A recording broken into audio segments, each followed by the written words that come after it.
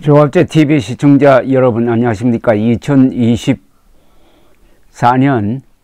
2월 8일 새벽 1시입니다. 어젯밤에 있었던 윤석열 대통령과 KBS 박장범 앵커 사이의 특별 대담은 시청자로서는 상당히 흥미로웠습니다. 그냥 문답만 주고받는 게 아니라 대통령 집무실을 구경시켜 주면서 입체적으로 그 화면을 구성을 했습니다. 그걸 통해서 윤석열 대통령의 자연스러운 모습, 인간적인 모습이 전달되었다고 봅니다. 그런 연출에서는 성공한 프로였습니다. 그러나 이게 국민을 설득할 수 있을지는 조금 두고 봐야 되는데, 저희 느낌으로는 윤석열 대통령이 그렇게 아주 자연스럽게 이야기를 잘 했습니다. 왜 이런 기회를 자주 갖지 못했는지 하는 의문이 듭니다. 그리고 이런 인터뷰를 왜 이런 식으로 하는지, 공개된 인터뷰, 대통령실을 출입하는 기자들을 상대로 한 당당한 인터뷰가 더 설득력이 있지 않았을까 하는 아쉬움은 남았습니다. 그러나 오랜만에 한 100분 정도 국정에 대해서 대통령이 직접 육성으로 그리고 아주 쉽게 설명을 하니까 국민들 입장에서는 대통령과 국가 돌아가는 것을 이해하는 데 도움이 되었을 것이라고 생각을 합니다. 가장 예민한 문제인 그 부인의 명품백 수수와 관련해서는 시계에다가 이런 몰카까지 들고 와서 했기 때문에 공작이죠 라고 강조를 했습니다. 공작이란 말을 강조를 했습니다.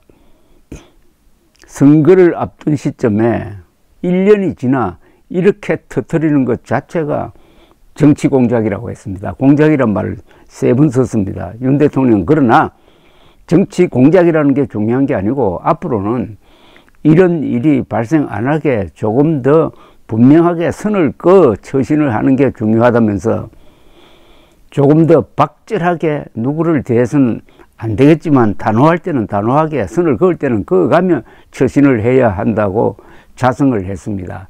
국민들께서 오해하거나 불안해하거나 걱정 끼치는 일이 없도록 분명하게 해야 할 것 같다고도 했습니다. 그는 이 대담에서 조금 더 상세하게 부인을 대신해서 설명을 했습니다. 일단 용산 관저에 들어가기 전의 일이다. 제 아내 사무실이 서초동 아파트 지하 관저에 있다가 보니 검색대를 설치할 수가 없었다. 그걸 설치하면 복도가 막혀가지고 주민들에게 굉장히 불편을 줬기 때문이다. 친분을 이야기하면서, 그러니까 부인이 일찍 여인 아버지 이야기를 하면서 접근을 해왔기 때문에 누구한테 박절하게 대하기 어려웠다. 자꾸 오겠다고 해서 제가 보기에 매정하게 끊지 못한 게 문제라면 문제다. 저 역시도 그럴 때가 많이 있다라고 했습니다. 윤 대통령은 특별감찰관 임명 문제에 대해서는 국회에서 선정해서 보내는 것이지 내가 임명하는 것도 아니다. 대통령실은 인사를 받는 거고 제가 사람을 뽑고 채용하는 건 아니다. 이걸 갖고 민정수석실이다, 감찰관이다, 제2부속실이다 이런 이야기를 많이 하는데, 제2부속실 같은 경우는 지금 비서실에서 검토하고 있다. 저나 제 아내가 앞으로 국민들 걱정 안 하도록 사람 대할 때 좀 더 명확하게 단호하게 해야 한다고도 자성을 했습니다. 그러면서 배우자를 보좌하는 제2부속실에 대해서 비위나 문제를 사후에 감찰하는 것이지 이런 일을 예방하는데 별로 도움은 안 되는 것 같다. 제2부속실이 있었더라도 제 아내가 내치지 못해 자꾸 오겠다고 하니 사실상 통보하고 밀고 들어오는 건데, 그걸 적절하게 막지 못한다면 이 부속실이 있어도 만날 수밖에 없는 것이다. 그러니까 이런 문제는 자신과 대통령의 문제지 그건 제도의 문제가 아니라고 했습니다. 부부 싸움을 했느냐는 질문에는 안 했다고 했고요. 윤 대통령은 김 여사 논란 해법에 대한 시각차를 나타낸 한동훈 국민의힘 비상대책위원장과 관련해서는 가까운 사이였지만 총선 끝나고 보자고 했다. 본인도 그렇게 하고 정무수석이 필요한 소통을 하고 있다. 최근 통화한 적이 없다. 직접 전화하는 건 우리 한 위원장의 입장이 있어서 적절치 않은 것 같다고 했습니다. 이 부분에 대해서는 진행자가 좀 꼬치꼬치 물었어야 되는데 뭐 이 정도 설명으로 그냥 넘어가 버렸습니다. 더불어민주당 이재명 대표와의 회동 여부에 대해서는 우리 당 지도부를 배제한 상태에서 야당 대표를 직접 상대하는 영수회담은 대통령이 집권 여당 지도부를 무시하는 게 될 수 있다.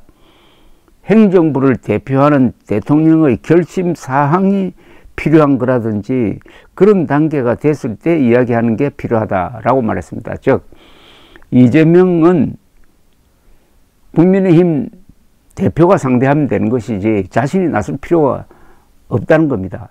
꼭 나서야 될 때는 여야 대표를 포함한 그런 회담 형식이 되어야지 윤석열 이재명 만남은 격이 맞지 않다는 것으로 들렸습니다. 그는 북핵 대책으로서 자체 핵무장은 국익에 도움이 안 된다고 했습니다. 그리고 그동안의 세 차례 남북 정상회담은 아무 소득이 없었다고 잘라 말했습니다. 앞으로는 정상회담을 하더라도 실무자끼리의 접촉에서부터 올라오는 식으로 회담 준비가 이루어져야 실수를 하지 않는다. 보여주기식 정상회담은 하지 않는다는 점을 거듭 강조를 했습니다. 그리고 최근 북한의 태도 변화를 주시하고는 있지만은 그들의 주장만 갖고는 판단하기 어렵고 비이성적인 존재라는 전제하에 분석하고 준비해야 한다고도 했습니다. 중국과의 사이에는 별다른 현안 문제가 없다고 했습니다. 트럼프가 당선되더라도 미국의 외교 정책이 근본적으로 변할 수는 없을 것이라고 했습니다. 그리고 정부가 추진 중인 의과대학 입학 정원 확대와 관련해서는 필수 진료를 의사들이 지킬 수 있게 하는 정책, 지역의 의사들이 수도권으로만 가지 않고 지역 완결적인 의료 체계를 만들 수 있는 방향으로 더 이상 지체 없이 의료 개혁을 본격적으로 추진해야 할 때가 왔다고 했습니다. 우리나라 의료진의 역량은 세계 최고라고 할 수 있고 건강보험 시스템의 효율성도 세계 최상의 수준이라고 할 수 있는데 소위 말하는 응급실 뺑뺑이라는 말이 있는 것은 정말 부끄러운 일이다. 의료 인력을 확대하고 의사에 대해 법적 리스크를 많이 줄여주고 보상체계를 공정하게 만들어주겠다고 했습니다.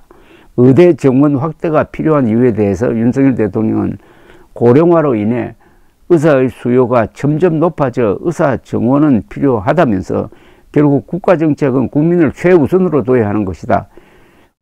그러면서 우리나라 의료 인력의 수준이 세계 최고 수준이고 의료 산업의 글로벌 시장 진출과 바이오 헬스 케어 분야를 키우기 위해서라도 의대 정원 확대는 더 이상 미룰 수 없는 일이라고 했습니다. 어제와 같은 그런